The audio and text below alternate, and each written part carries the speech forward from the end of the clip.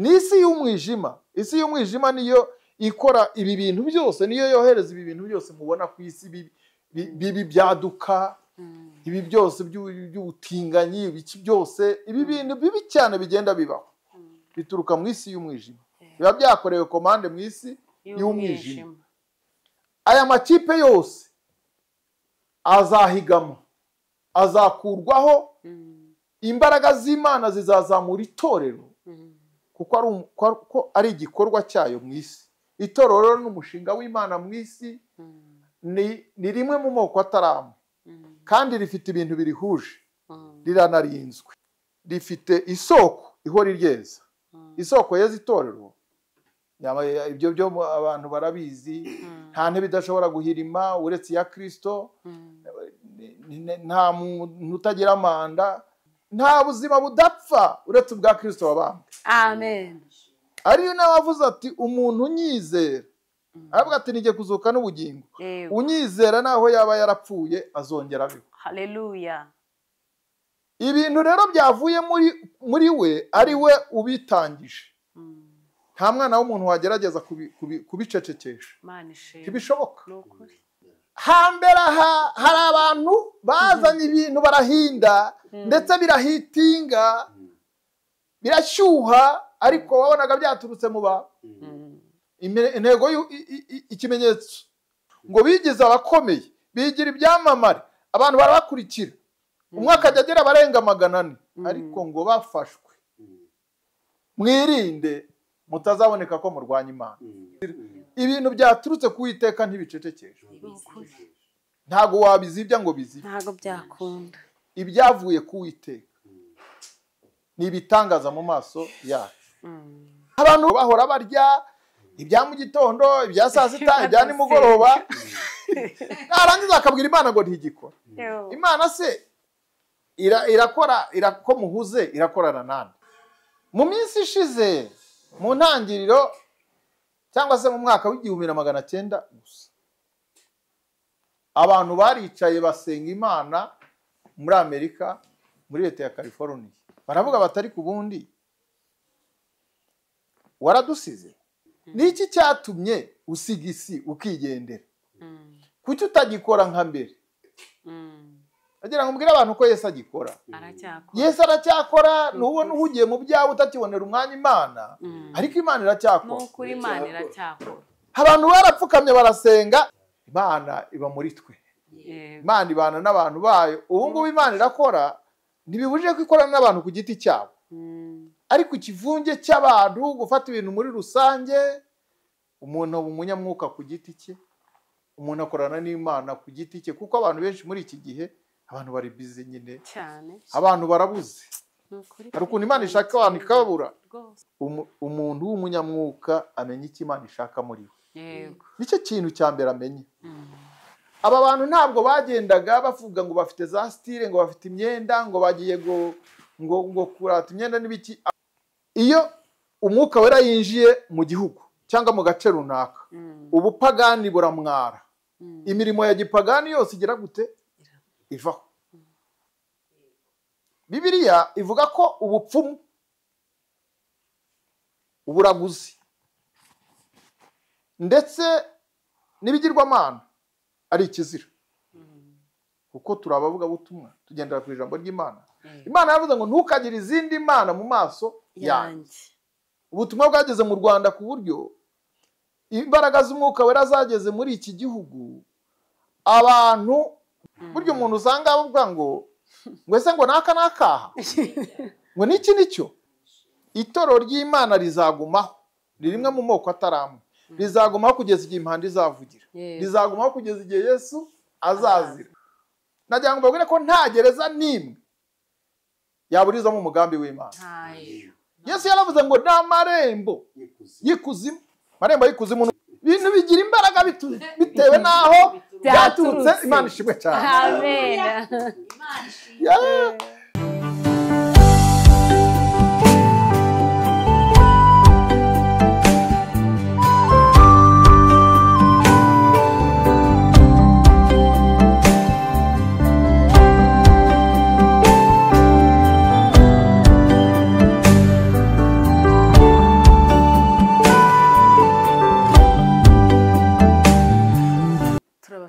bakunzi b'Abaragwa Family TV, amahoro y'Imana abane namwe.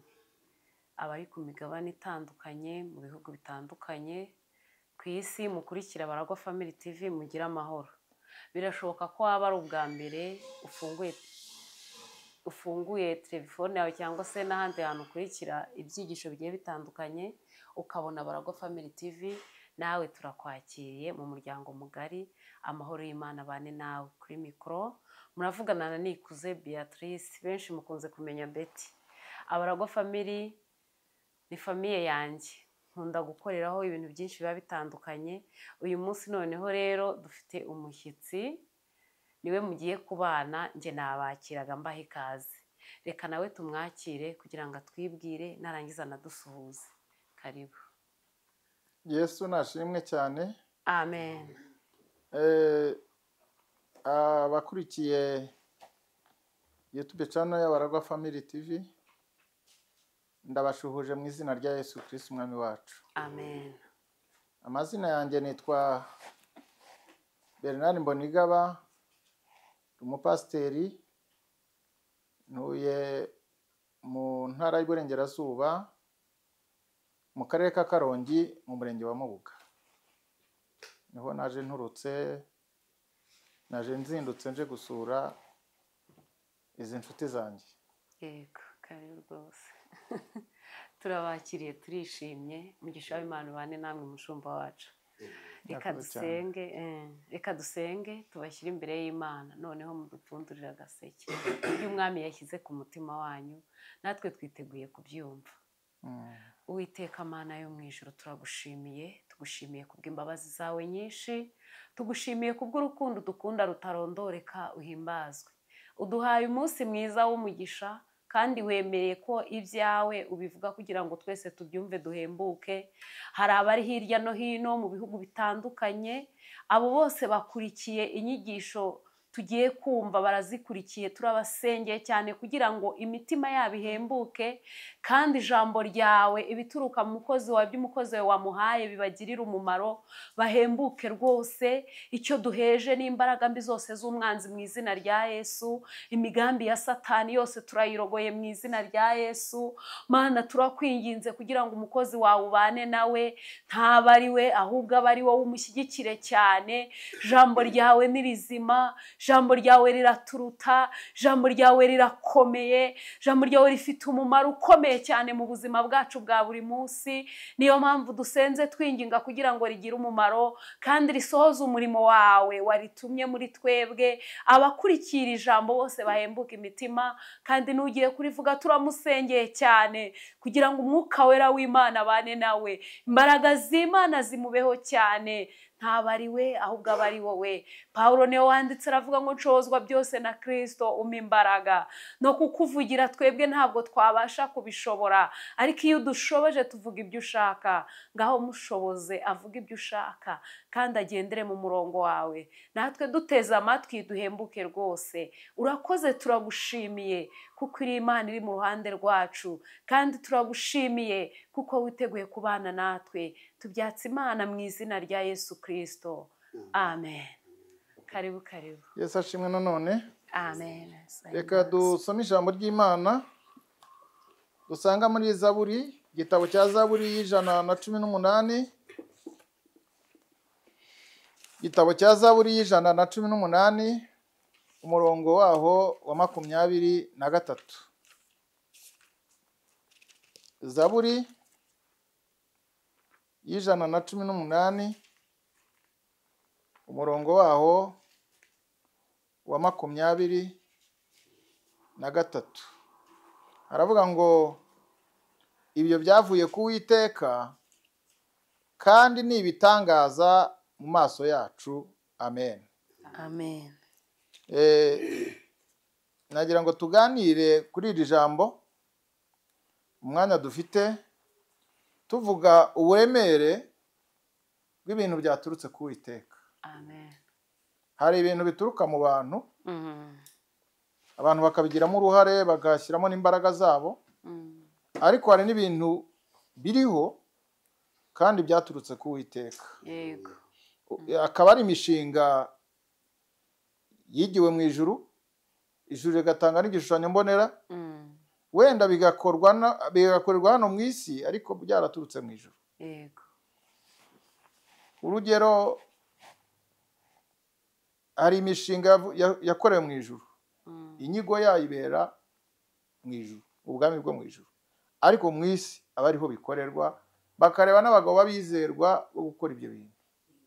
Uwa mbere warebwe n'ibyo bintu ngo ashyire mu bikorwa umushinga w'Imana ni umugabo wahamagawe n'Imana witwa Nowa mwene Lameki, uboneka mu gitabo cy'Itangiriro mu bice 6, 7 gutyo.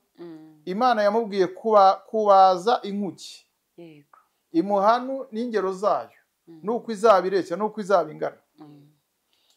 Ikindi kintu cyigiwe mu ijuru kigakorerwa mu isi ni ihema ry'ibonaniro. yego Ihema ry'ibonaniro ntago ryigiwe mu isi, ahubwo ingero zaryo n'ibizaba birigize, ahera cyane, urugo rw'imbere n'ibikoresho bizaba birimo byose, babikoze n'abahanga babiremye, bahawe igishushanyo mbonera bakurikije icyitegererezo bahawe n'ijuru. yego Ikintu cya gatatu gikomeye cyabayeho n'ubu kigikora ni itorero. Umushinga wo kubaka itorero ntabwo wigiwe mu isi. Umushinga wo kuducungura, hari abantu bavuga bati ubukristo ni ibintu abantu batekereje, ni ibintu abantu bakubise aho ngaho, benshi koko bazanyemo ibintu byo kwikundira indamu, abandi babijyamo uko biboneye bavuga bati tubonye akazi. Ariko uyu mushinga ni umushinga wigiwe mu ijuru. amen Ndetse n'iri zina ry'ubukristo ntabwo ari izina Kristo yaduhaye, ahubwo ni irihimbano. Ni irihimbano ariko ryaduhamye mu gitabo cy'ibyakozwe n'intumwa igice cyaho cya 11 umurongo wa 25, bavuga ko abaturage bo mu Antiyokiya babonye abakristo, babonye ubutumwa buhasakaye, bavuze ngo babandi ba Kristo bageze n'inaha ngaha. Ubundi bitwaga ab'inzira, ab'inzira inzira ya Yesu, inzira ya Yesu. Kuko hari abasadukayo, abafarisayo, abaherode, abesene, hari ibyiciro byinshi bafite n'ibibaranga. Ariko abakristo abakurikiye Yesu bo, Yesu yari yarabimye ikirango kigaragara n'umubiri, kuko benshi bambaraga amakanzu yanditseho, abandi bafite ibimenyetso, abandi bafite ukuntu bahengeka ingofero n'ibiki. Ariko abigishwa ba Yesu baramubaza batese twebwe bazatumenyera kuki? Aravuga ati mukundane nk'uko nabakunze, buri wese akunde mugenzi we. Nicyo bazabamenyeraho ko muri abigishwa banjye nimukundana. Icyo gihe ntabwo bari bafite insengero. No, insengero zari zihari, rwa rusengero rwabo rwa Kiyuda nta bikorwa bigaragara bari bakanakora, nta n'amazu bari bafite. Ariko aravuga ati mukundane nicyo kimenyetso.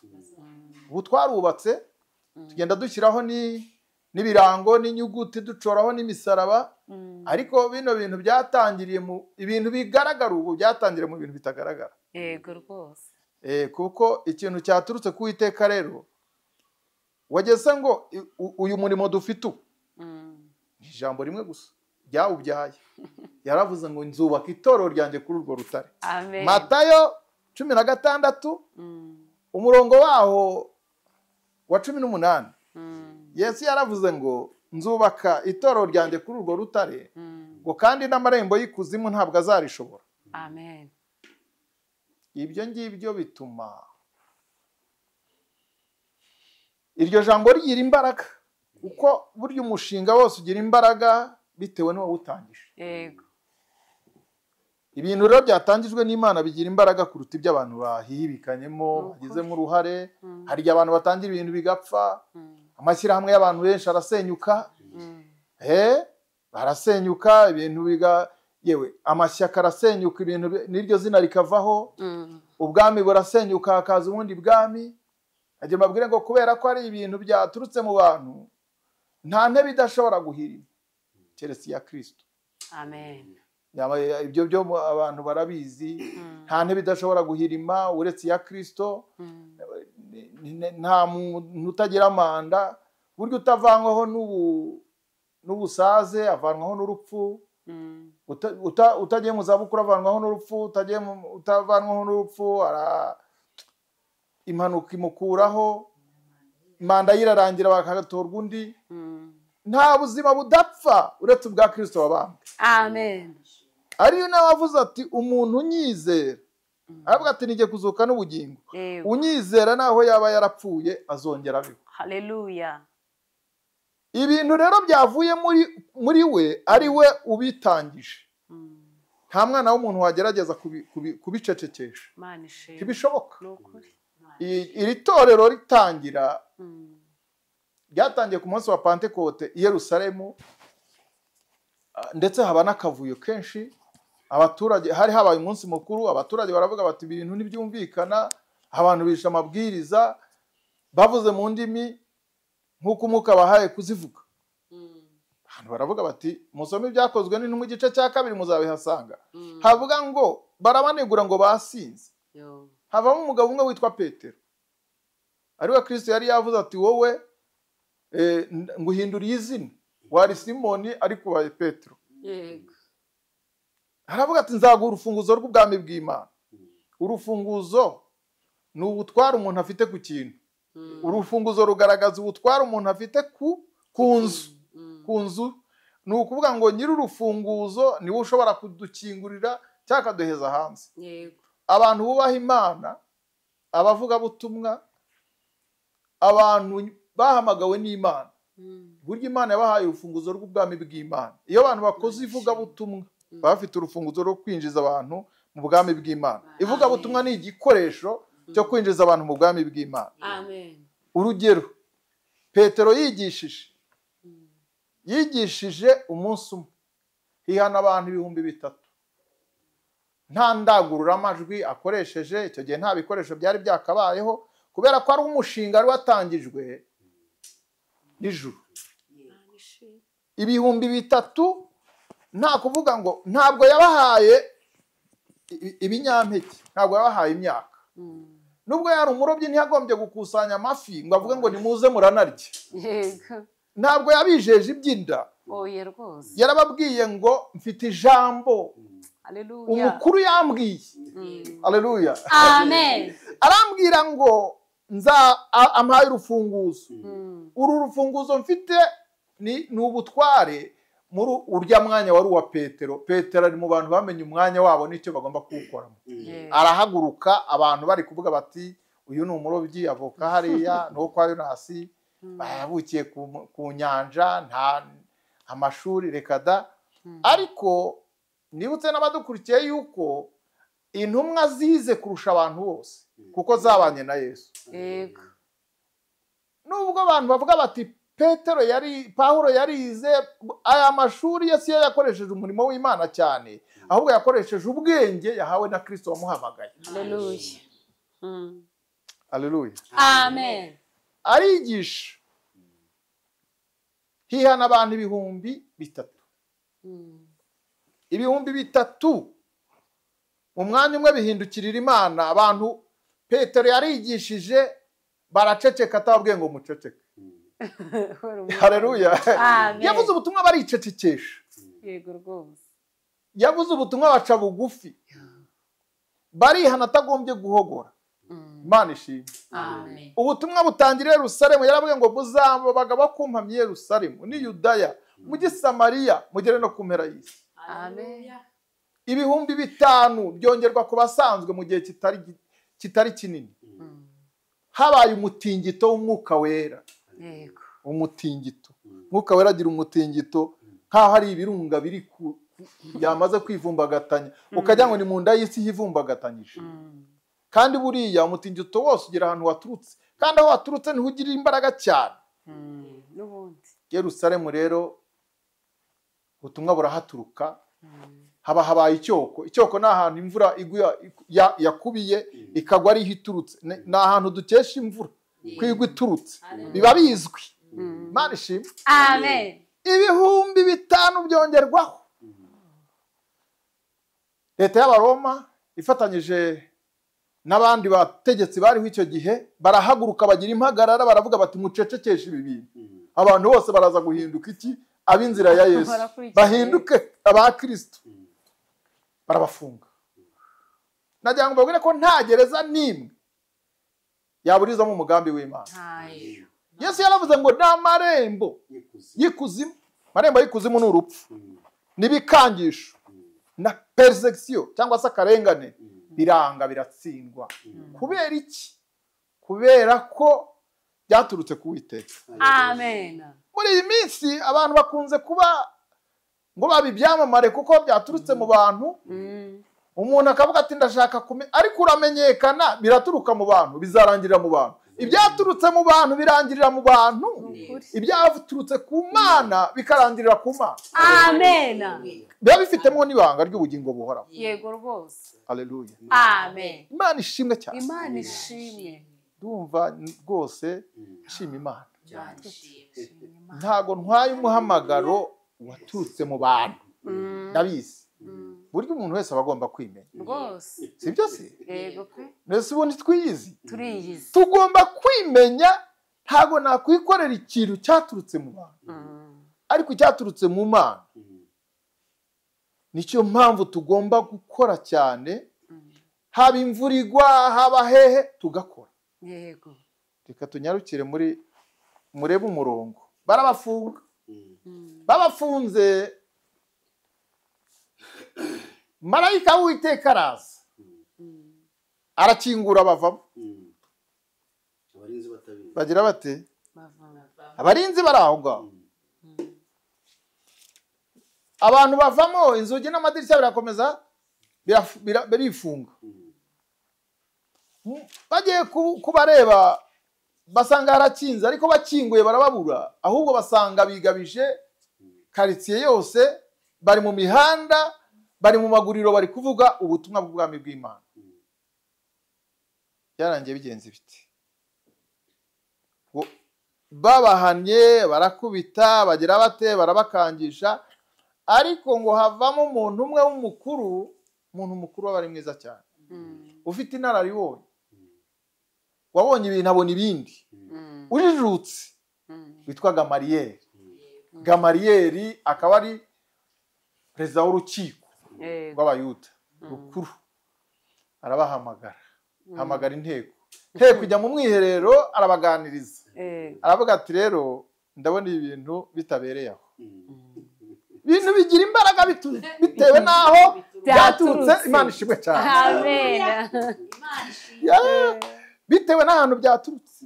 Bigira imbaraga bitewe n'ahantu byaturutse.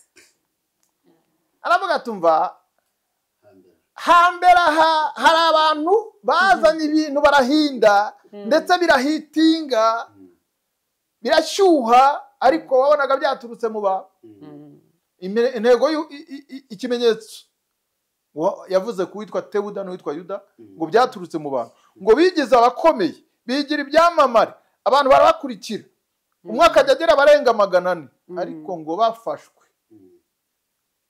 umunsi babishe birarangira barazima. Babyita kuzima.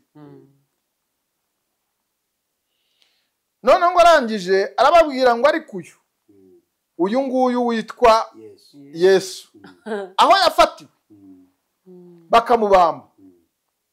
Urumva Yesu abambwa hari benshi ariko azuka hari bake.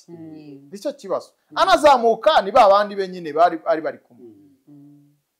Byari ibintu bitahagije, bidafite ibisobanuro bihagije, ariko aravuga ngo mwitonde uyu wahapfiriye abe nibwo bagize imbaraga. Ngibyo byaturutse ku Uwiteka rero. Amen. Aho yapfiriye niho byagize imbaraga. Niho byagize imbaraga. Ariko Teyuda aho yapfiriye abe barahorobeye nyine byahise bizima. Imana ishimwe cyane. Amen. Havuga ati mwirinde mutazaboneka ko murwanya Imana. Mugabanye gereza, mugabanye ibiboko, ibintu abari bazanye ingome n'imigeri ni mubisubizeyo. Ejo mutazajya kwiretruva, ejo mutazashiduka mugasanga mwarahanganye n'Imana. kandi imana yo tuyihuriraho burya cyane. aleluya Amen. imana abantu bose bayihuriraho nuko bariyumvira umugabo baha umwanzuro aravuga ngo niba ibi bintu byaraturutse mu bantu bizarangira batsinzwe, niba ibi bintu byaraturutse ku mana ntimuzashobora kubitsinda. Ushaka kureba iryo somo warireba mu byakozwe n'intumwa gice cya 5 umurongo wa 38 n'uwa 39. Ubwo uburemere bw'ibintu byaturutse ku Uwiteka. Ubu buremere bw'ibintu byaturutse ku Uwiteka ntabwo ari ibintu bigira rutangira, ntabwo bitangirwa n'umwana w'umuntu. Hari umuntu wigeze abikora witwa Diocletian, yari umuntu w'umwami w'Abaroma, umwami w'abami w'Abaroma, ahagarika ubukristo, ababuza gusenga, atwika n'ibintu byose by'ibyanditswe byera. Arangije ngo yibwira ko yabirangije neza. Nyuma yaho haje kuza undi witwa Constante, arabizura, aravuga ati noneho ntanze umudendezo, ntanze uburenganzira, ibintu byaturutse ku Uwiteka ntibicecekeshe. Ntago wabizibya ngo bizibe, ntago byakunda. Ibyavuye ku Uwiteka ni ibitangaza mu maso yacu. Mu minsi ishize, mu ntangiriro cyangwa se mu mwaka w'1900 gusa, abantu baricaye basenga Imana muri Amerika, muri leta ya California. Baravuga batari ku bundi waradusize, waradutaye, hari mu kigo cy'ishuri muri college, waraturetse. Niki cyatumye usiga isi ukigendera? Kuki utagikora nka mbere? Agira ngo mbwire abantu ko Yesu agikora. Yesu aracyakora, nubona uhugiye mu byawe utakibonera umwanya Imana, ariko Imana iracyakora. Nukuri Imana iracyakora. Abantu barapfukamye barasenga, bari mu banyeshuri ngo bahora barya ibya mu gitondo, ibya saa sita, ibya nimugoroba. Narangiza akabwira Imana ngo ntigikora. Imana se irakora, irako muhuze irakorana nande. Barangije ngo bicamwe amatsinda, bicamwe amazamu, niko nabyita amatsinda, bicamo groupe zo gusenga. Bamwe ku wa mbere, abandi ku wa kabiri, abandi ku wa gatatu, bakarangiza icyumweru. Abarayemo abandi bakirirwamo. Bakomeje gusenga amasengesho y'isheni, ngo babwira Imana ngo tugarukeho, utwuzuza umwuka wera nk'uko wabikoze i Yerusalemu. Yego. Turashaka kureba kugikora. Urumva hari hashize imyaka ibinyejana birenga 18. Gahunda z'i Yerusalemu zibaye. Ariko baravuga bati ko twumvise ko wakoraga ugakorana n'intumwa, ubu wasize isi, waraturetse, umwuka wera arihe. Ubu abantu benshi bavuga ibintu ariko ku magambo, bakiziza iminsi mikuru. Hari abagira ngo umunsi mukuru ni ibyo kurya, abandi bati ni Pasika yabaye, abandi bati ni Noheli, abandi bati Pentecote yabaye. Hari n'abagerageza kunyeganyeza amaboko bakayatitiza bashyize hejuru, bavuga bati mwuka wera ngwino. Ariko Imana iba muri twe, Imana ibana n'abantu bayo. Ubu ngubu Imana irakora, ntibibujije ko ikorana n'abantu ku giti cyabo, ariko ikivunge cy'abantu gufata ibintu muri rusange, ukavuga uti iri ni abanyamwuka, ririya wapi. Umuntu aba umunyamwuka ku giti cye, nta dini ry'inyamwuka ribaho. Umuntu aba umunyamwuka ku giti cye, umuntu akorana n'Imana ku giti cye, kuko abantu benshi muri iki gihe abantu bari busy nyine cyane, abantu barabuze. Hari ukuntu Imana ishaka abantu ikababura kandi bahari. Bakomeje gusenga, Imana iriyerekana. Mwuka wera afata umukobwa witwa Agnès. Agnès yuzura umwuka wera, Mwuka wera afata abandi banyeshuri, ibintu birakomera. Abantu noneho bigera no hanze y'ikigo. Imisozi itangira, abantu baravuga bati noneho ububyutse bwaje buturutse hese, buturutse muri groupe z'abantu basengaga.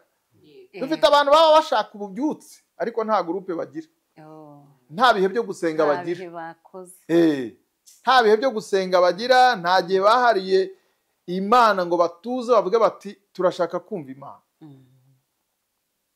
Ntabwo biba byoroshye. Birangira rero ububyutse iyo nkuru igigera n'i Burayi, abanyaburayi barahurura, abapasiteri bo muri Suwede, abo muri Norvege baraza barareba, baravuga bati bimeze biti. Witwa Thomas Barbara, witwa Lewi Petrus, bose baraza barareba, barakongera bagasubirayo. None baravuga bati se ibi bintu tubonye byabaye muri Amerika kuki bitaba na hano iwacu, na hano mu Burayi bikahaba? Basubiye nabo bakora ibyumba by'amasengesho, babwira abantu bati buri ibyo Yesu yakoze i Yerusalemu na hano byahaba. Abantu baravuga bati ye nabo babikoze ububyutse buraza, batangira no gutumirana nubwo hari kure, bakajya baratangira noneho ibintu birakomera kugeza igihe babuze bati ibintu reka tubijyane muri Afurika. Tujye muri Afurika, abantu b'uruhu rw'umukara, tubabwire ko ndashima Yesu yuko buriya ibintu by'amacakubiri, ivangura biterwa nuko abantu badafite umwuka w'Imana. Umuntu uri mu mwuka w'Imana ntabwo avangura. Yesu ashimwe cyane. Amen. Kuko Yerusalemu abantu bihannye n'abantu bacyuye uwo mugisha wa Pentekote, n'abantu baturukaga mu bihugu byose. Biri ubona ngo harimo ni Libya. Libya se hano haruguru muri Afurika. Harimo n'abantu bo muri Carthage muri Tunisia, hari n'abantu benshi cyane baje ahandi bo mu Burayi hafi ya Mediterane. None se bari ubwoko bumwe? No muri Iraq bari bahari, nabo buzuye umwuka wera, ngo n'abashyitsi bari batumiwe, n'abambasaderi bose baravuga bati turemeye ijambo ry'Imana ridukozeho. Hari ukuntu ijambo ry'Imana rimanukana ubutware. Hari umugabo wabivuze neza hariya mu gitabo cy'ibyakozwe n'intumwa ndetse no mu Baheburayo, ngo riragenda rikinjira. Uw'Abaheburayo we yaravuze ngo rigira ubugi buruta bw'inkota zose, ngo rigaceba rigahinguranya, ngo rigafata ibintu rikabitandukanya, rigashyira bimwe hariya, ngo kugeza igihe rimena igufa rikagera no mu mpyiko no mu mpindura no mu misokoro, ngo rikabangukira kumenya ibyo umuntu umutima wibwira, ngo kandi ukagambirira. Nawe iyo umuntu atemeye guhindurwa n'ijambo ry'Imana, usanga ari rusisibiranya, afata ibintu arenzaho ibindi, azana utuntu tw'amayeri n'ubucakura. Ntabwo rero yabona umugisha w'umwuka we. Ahangaha niho hava ibyo bita imigisha yo mu gakiza. Hari ya yindi turimba mu ndirimbo ya 48 ivuga ngo imigisha yo mu gakiza k'Imana kubw'ubuntu narayihawe. Abanyaburayi babwirije Abanyafurika, bageze muri Kongo barabwiriza. Abanyekongo bati ibintu ntago twabireka. Hari n'abomotse baza hano iwacu Icyangugu barigisha. Bamaze kwigisha abantu barakizwa mu cya 940, abantu barakizwa, bagira abamisiyoneri bagira n'umusemuzi. Ni inkuru ndende, wenda nimbona umwanya tuzaziganiraho, ariko hari aho abantu bagezeho habatizwa umuntu wa mbere mu mwaka cya 943. Abatirijwe he? Abatirijwe Igihundwe. Sagatwa Rui yari umusemuzi. Ari umusemuzi asemurira abantu. None amaze kubatizwa, abarana bimenyera akajya nasemura neza abantu. Umuntu wamubatije yuzuye umwuka arahanura ngo uyu nguyu ngo akurikiwe n'abantu benshi. Igihugu cyari kitaraturwa n'abantu benshi, ariko n'abariho bari bakeneye agakiza koko. Murebe abantu bo muri 40 ukuntu bari bameze, murebe ukuntu bari bambaye, murebe ukuntu bari babayeho, ariko bamaze kuzura umwuka wera. Mu mwaka wa 48 abagabo 3 cyangwa abasore 3, uwo bita Gabriel Kapitura, Niyitegeka Filipo, n'uwitwa Bernard Karuhishi, buzuye umwuka wera aho ngaho. Aho bari gusengera ahitwa mu Bigutu, ubu ni muri Nyamasheke mu ntara y'Iburengerazuba. Buzura umwuka wera, bavuga indimi z'amahanga. Abamisiyoneri baje kure basanga Abanyarwanda bari kuvuga indimi z'iwabo. Hari n'abavuze ururimi rwo muri Suwede, bararuvuga, abantu baratangara. Muri 48 bakwira hose, bamenya icyo Imana ibahamagariye. Umuntu w'umunyamwuka amenya icyo Imana ishaka muri we. Nicyo kintu cya mbere amenye. aba bantu ntabwo bagendaga bavuga ngo bafite za style, ngo bafite imyenda, ngo bagiye ngo kurata imyenda n'ibiki, ahubwo barahagurukaga buri wese yabaga afite imbabazi n'impuhwe z'umuntu uri mu byaha, bakabwiriza imiryango yabo. Ubutumwa bwageze mu Rwanda ku buryo imbaraga z'umwuka wera zageze muri iki gihugu, abantu basobanukirwa icyaha ntawe ugombye kubaza mugenzi we. Burya umuntu usanga avuga ngo ese ngo naka nakaha ngo niki nicyo, n'abataravirwa n'umucyo w'umwuka wera. Baragiye barabwiriza, bagenda n'amaguru, bagendaga n'amaguru, nta binyabiziga, nta kuba ngo barabona amacumbi, ngo ahangaha ngo baranyakira, ngo aha baramperekeza. Bagendaga n'amaguru, bagafata inzira, bagasenga, bagafata ingoma, bakajya ahantu ku misozi. N'izo ngoma nibo bazikoreraga, bazikora n'impu n'ibiti byose, ariko bakagenda bagakoma amashyi, bakahimbaza Imana, bakaririmba. Bakaza bakabwira Yesu wabambwe, bakabwira Yesu ukora ibitangaza, bakavuga ati umukiza yaraje, bakavuga ukuntu ibya Yesu, abantu bagakizwa, bakagenda baganira ibya Yesu.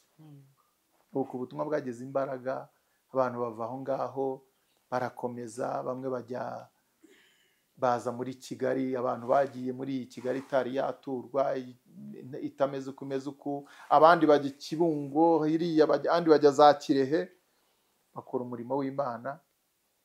Amateka y'ubukristo yo ni maremare, ariko icyo nari ngendere kuvuga ni ukuvuga ngo ikintu cyavuye ku Uwiteka. Impamvu biriho ubu, impamvu byakomeje kandi bikanakomera, nuko byakomejwe n'Imana. Imana ishimwe. Itorero ry'Imana rizagumaho, ni rimwe mu moko ataramwe, rizagumaho kugeza igihe impanda izavugira, rizagumaho kugeza igihe Yesu azazira. Abanyarwanda bamaze kuzura umwuka wera baririmba indirimbo ya 422. Nimuzayirebe mu gitabo muyiririmbe. Iravuga ngo Yesu yageze mu Rwanda ni Burundi agerayo.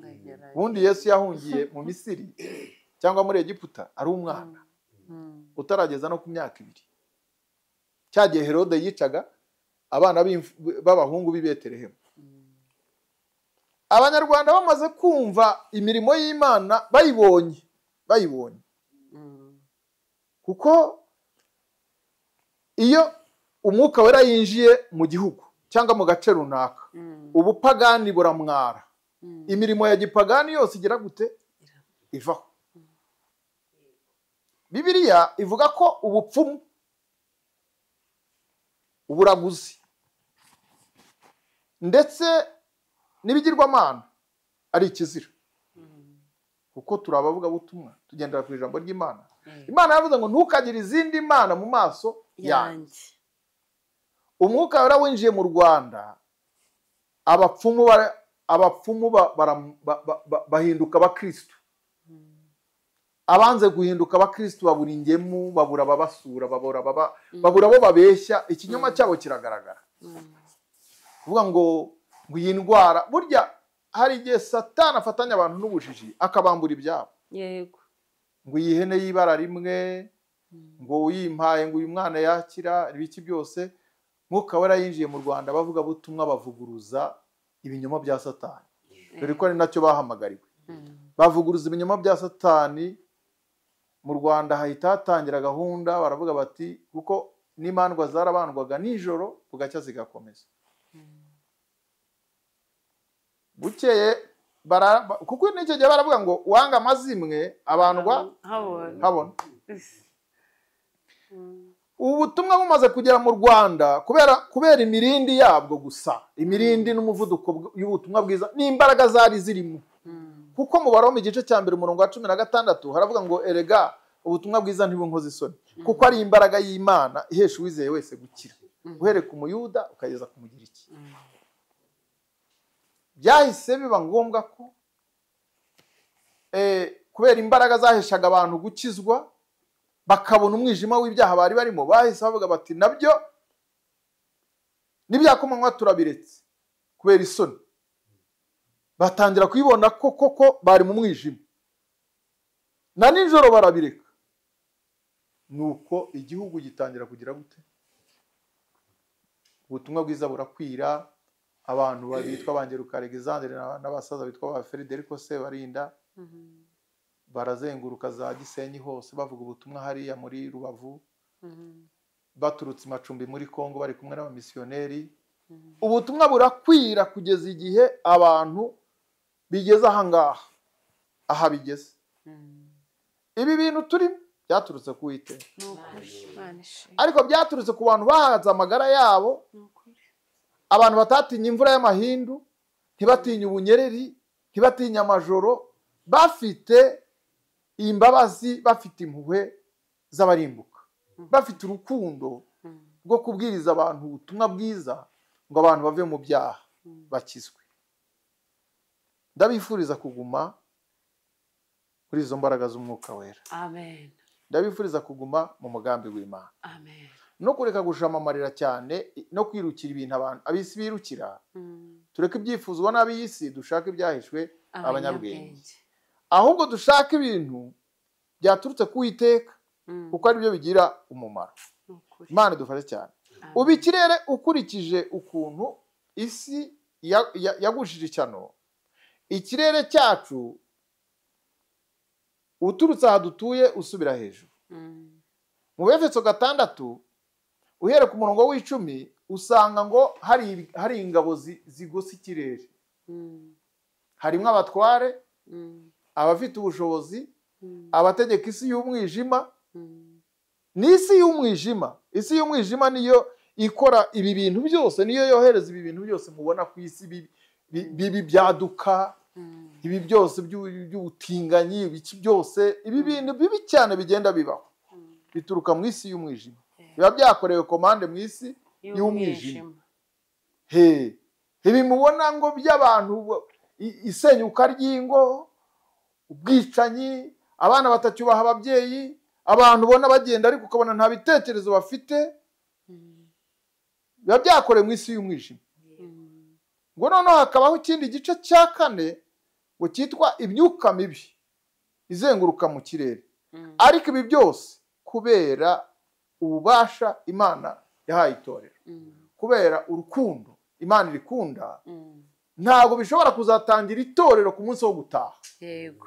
Ku munsi wo gutaha aya makipe yose azahigama, azakurwaho, imbaraga z'Imana zizazamura itorero, kuko ari igikorwa cyayo mu isi. Itorero n'umushinga w'Imana mu isi, ni rimwe mu moko atarama, kandi rifite ibintu birihuje, riranarinzwe, ririnzwe mu buryo bukomeye cyane, kandi buriya rifite isoko ihora iryeza. Isoko yeza itorero ni amaraso ya Yesu n'umwuka wera n'ijambo rye. Ibyo byose tubigumane, kuko ari byo bintu bishyigikira cyangwa ni ibishyigikizo by'ibyaturutse ku Uwiteka. Ibintu byaturutse ku Uwiteka rero biba bifite imbaraga. Ndabifuriza kuba mu mishinga yaturutse ku Uwiteka, kubaka urugo rwaturutse ku Uwiteka, kuba mu murimo byaturutse ku Uwiteka, kuba ahantu Imana ishaka kuba, haleluya, gutura aho ishaka gutura, mbese mukabaho mu buryo bugengwa n'Imana, ntitubi byigenge. Mu bimenyetso bigomba kuzaranga abantu mu mperuka y'ibihe harimo ikintu cyitwa ngo kuba ibyigenge. Mu rwandiko rwa 2 Pawulo yandikiye Timoteyo igice cya 3 haravuga ngo bazaba ari ibyigenge. Abantu b'iki gihe kugira ngo bashake iby'Imana, ngo bashaka ibyabo. Iyo rero umuntu gushaka iby'Imana no kugendera mu murongo w'Imana bimunaniye, ashyiraho imirongo ye, yamara kuyishyiraho akayeza, akamera nk'uyitagatifuje, akayisiga amarangi, bigasa nk'aho ari iby'Imana kandi atari byo. Ariko ibintu by'Imana bigumana icyo bita originalite. Imana ibaha umugisha mu izina rya Yesu. Amen. Reka dusenge. Reka dusenga Imana. Mana data wa twese ukiranuka, turagushimiye kubwira ijambo. Ni byiza kuba muri wowe, kuko waravuze ngo tube muri wowe nawe ube muri twebwe. Ngo tuzasaba icyo dushaka cyose tugihabwe. Kandi namenye yuko usubiza ibyifuzo, ariko cyane cyane wabanje kureba niba birahesha izina ryawe icyubahiro. Ukomeze kudufasha. Ndabizi ko udukunda.